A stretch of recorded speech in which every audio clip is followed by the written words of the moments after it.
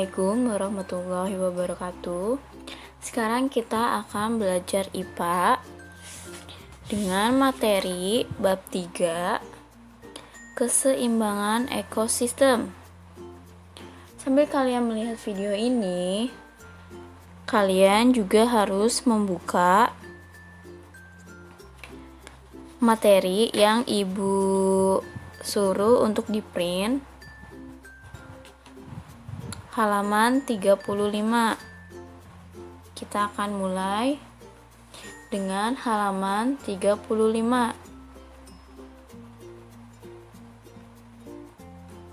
Kondisi yang mempengaruhi perubahan ekosistem. Makhluk hidup selalu berinteraksi dengan lingkungan. Semua makhluk hidup pasti akan berinteraksi satu sama lain di lingkungan sekitarnya. Interaksi antara makhluk hidup dan tak hidup dalam suatu tempat tertentu disebut dengan ekosistem. Jadi jika ada pertanyaan apa yang dimaksud dengan ekosistem, ekosistem adalah interaksi antara makhluk hidup dan tak hidup dalam suatu tempat. Jadi masih dalam satu lingkungan. Jika suatu lingkungan mengalami perubahan, maka ekosistem yang terdapat di sekitar akan mengalami perubahan juga. Jadi saling berkaitan satu sama lain. Jika satu ada yang berubah, maka akan berimbas pada sekitarnya, pada makhluk hidup lainnya. Perubahan lingkungan dapat terjadi secara alamiah, yaitu dengan peristiwa alam, dan ada juga yang diakibatkan oleh kegiatan manusia. Sekarang kita akan membahas yang perubahan ekosistem secara alamiah, yaitu peristiwa yang terjadi secara alami tanpa ada kesengajaan dari tangan manusia. Jadi memang kejadian alam. Contoh, gunung meletus.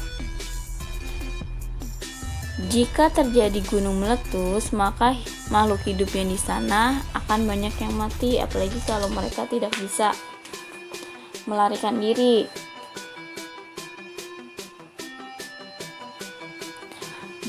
Dengan peristiwa alam yang terjadi, ekosistem akan berubah secara drastis.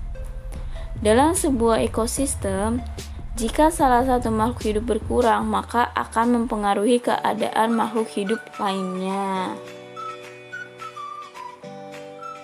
Selain gunung meletus, misal contoh lagi peristiwa alam yang lain, kayak gempa bumi.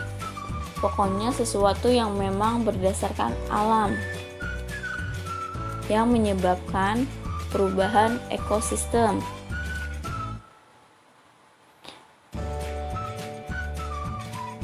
Ada juga kebakaran hutan yang secara alami karena terlalu panas. Gesekan-gesekan daun itu akan menyebabkan percikan api, lalu terjadilah kebakaran hutan. Nah, kebakaran hutan secara alami ini juga akan mempengaruhi ekosistem yang terdapat di dalamnya.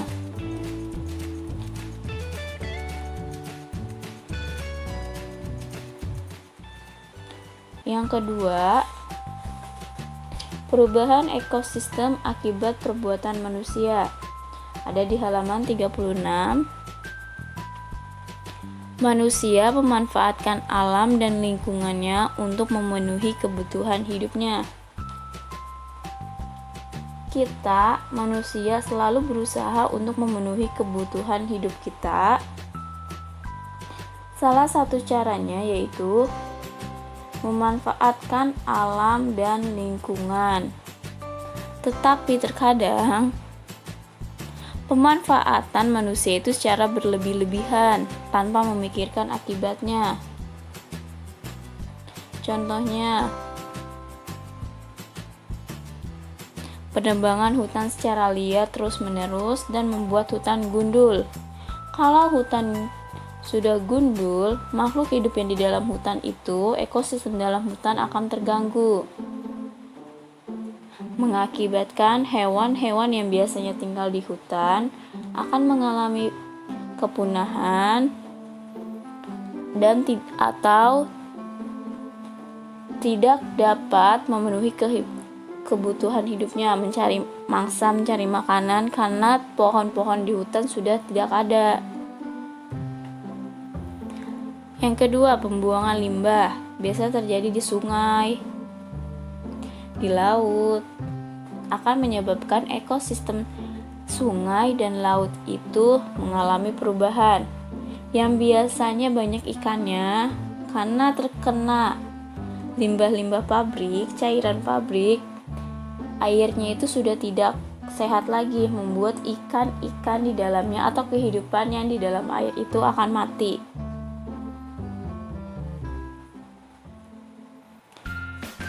Yang ketiga ada perburuan hewan. Nih banyak nih, kayak gajah diambil gadingnya, badak bercula satu, culanya diambil, tanduknya, menyebabkan populasi hewan ini menurun. Apalagi kalau yang hewan yang berkembang biaknya sulit tetapi tetap diburu.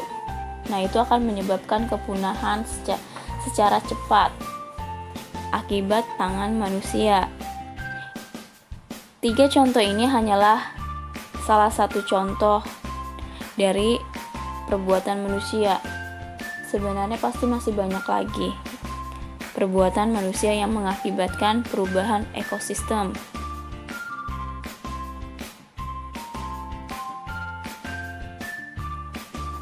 Selain pengaruh alam dan tangan manusia, juga ada pengaruh penggunaan bahan kimia terhadap lingkungan. Ada di halaman 37.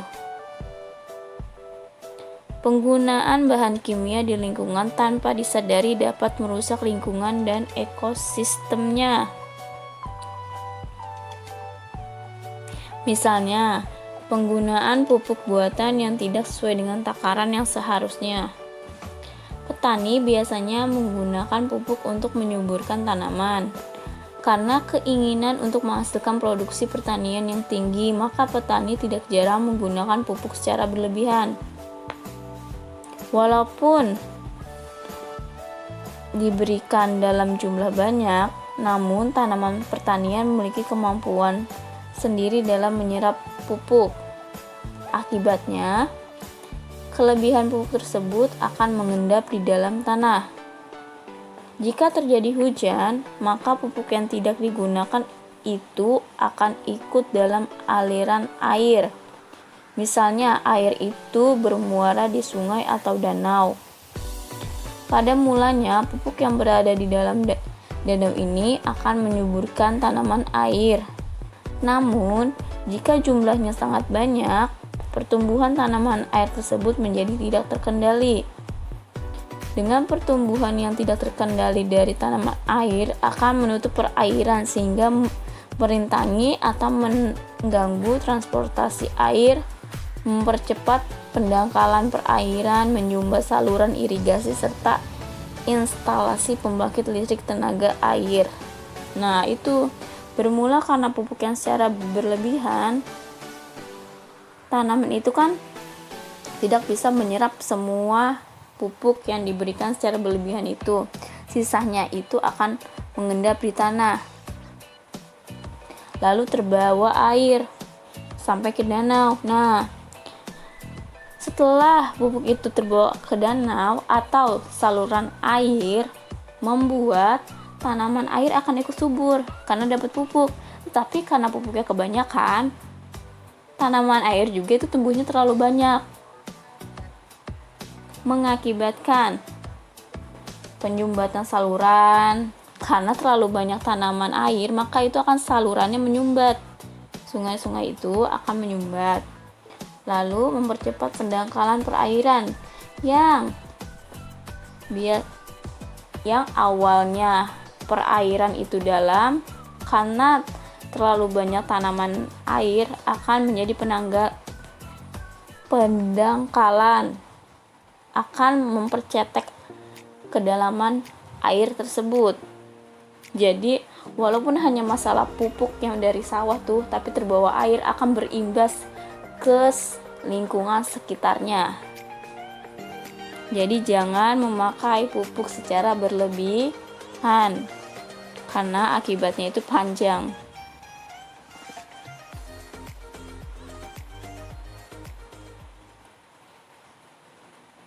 Selanjutnya, halaman 38, pemanfaatan hewan dan tumbuhan oleh manusia. Di sini hanya ada beberapa contoh. Yang lainnya bisa kalian cari sendiri. Di sini ada hiu dan dimanfaatkan oleh manusia, yaitu bagian sirip dan dagingnya untuk makanan. Minyak hati hiu untuk mencegah kanker. Yang kedua ada hewan domba. Yang dimanfaatkan adalah bagian daging, bulu, dan kotorannya untuk pupuk. Yang ketiga ada ular. Yang dimanfaatkan adalah kulitnya untuk bahan baku tas, dompet, dan sabuk, serta daging dan empedunya dipercaya sebagai obat. Ini adalah hanya beberapa contoh hewan yang dimanfaatkan oleh manusia dan diburu secara terus-menerus. Hiu, setelah diambil siripnya maka dia akan mati.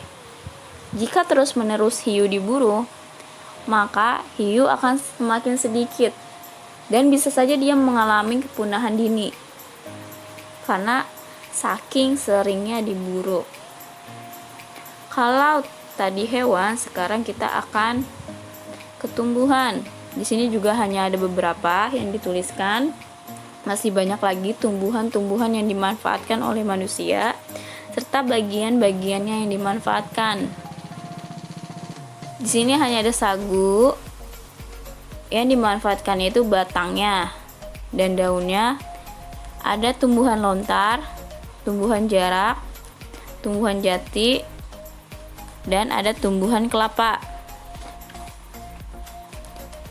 Kalian bisa baca sendiri tumbuhan dan manfaatnya yang diambil oleh manusia.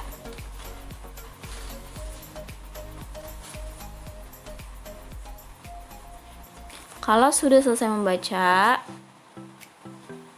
di sini Ibu akan memberikan tugas.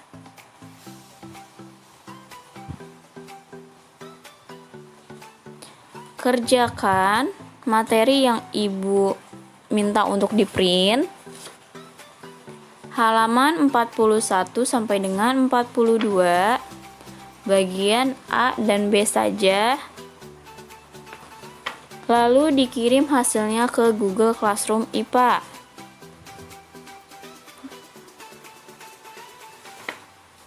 Dan ini tuh wajib dikumpulkan ya.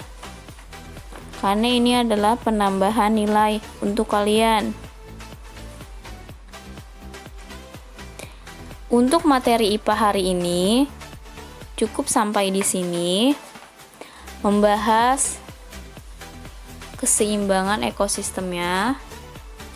Jika di antara kalian masih ada yang belum paham, bisa langsung tanyakan pada Ibu secara pribadi.